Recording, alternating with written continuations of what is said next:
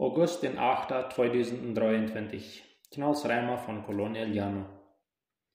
Psalm 15. Ein Psalm Davids. Herr, wer darf in deinem Zelt verweilen? Wer darf auf deinem heiligen Berg wohnen? Wer untadelig lebt, Gerechtigkeit übt und vom ganzen Herzen die Wahrheit sagt. Wer mit seiner Zunge nicht verleumdet, seinem Nachbarn nichts Böses tut und seinen Nächsten nicht beschimpft. Wer die Gottlosen verachtet, aber die Gottesfürchtigen ehrt. Wer sich selbst zum Schaden schwört und es doch hält. Wer sein Geld nicht auf Wucher verleiht und keine Bestechungsgeschenke gegen den Unschuldigen annimmt. Wer das tut, der wird niemals wanken. Also hier auf König David dann noch einmal so steht der Frau Gestalt. Herr, wer darf in deine Gegenwart verweilen? Wer darf in dein Heiligtum sein?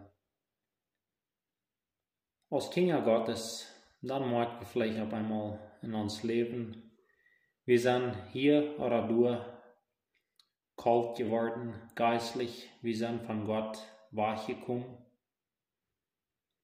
Wir mochten aber alle Jahren in seine Gegenwart immer sein.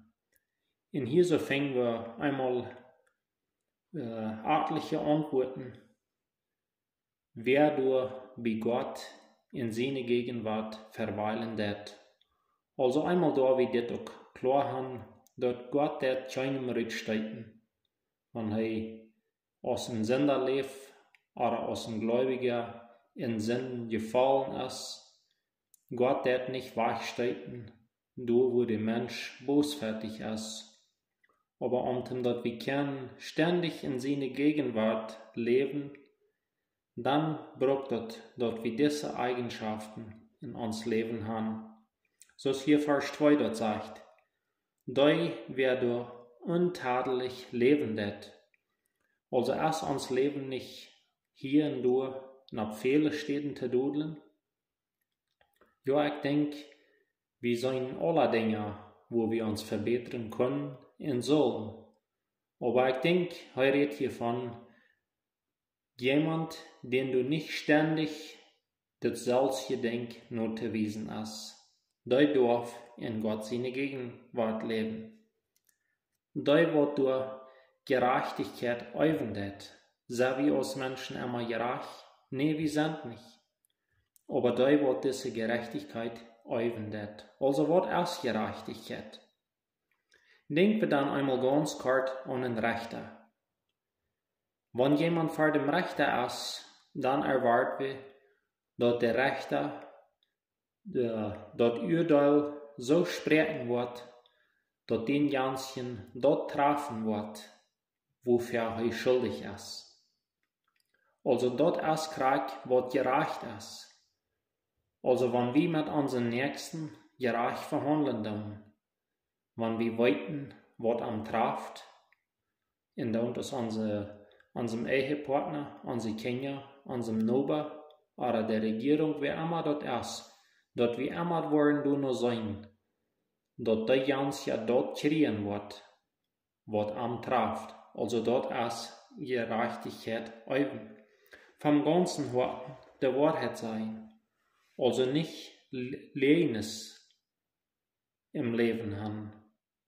Also du, wo du Leines im Leben sind, du kannst nicht in Gott seine Gegenwart verweilen. Also wer nicht mit seiner Zunge verleumden wird, also seine Nachbarn, seine Nächsten, nicht was Schlechtes nur reden, nicht den Wahrheit nur reden, nicht Böses andauern, und nicht den Utschallen, nicht den Utgrünzen.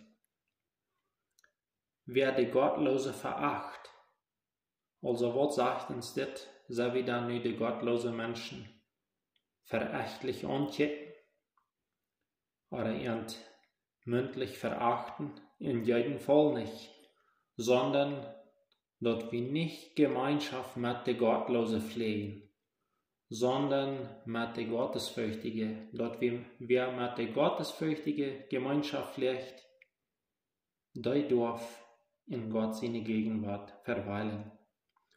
Oder wenn wir vielleicht wo haben, für was zugesagt, und wir sollen Leute aber das, was uns finanzieller Schulden mit sich bringen, wenn wir da noch ans Wort halten, der Jansja, den sein Wort totalen dat und don't es an, dat Schulden dat oder nicht. Dort ist für Gott wohlgefällig.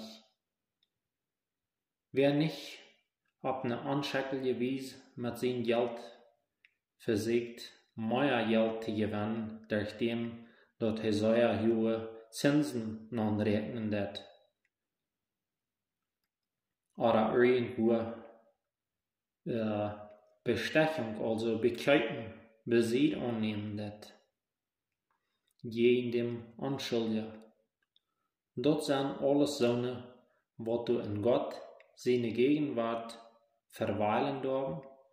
Das sind alles Söhne, was du für Gott angenehm sind. Talat sagt er, wer dit tät, wer all dit tät, der wird niemals nicht wanken. Also der steht sicher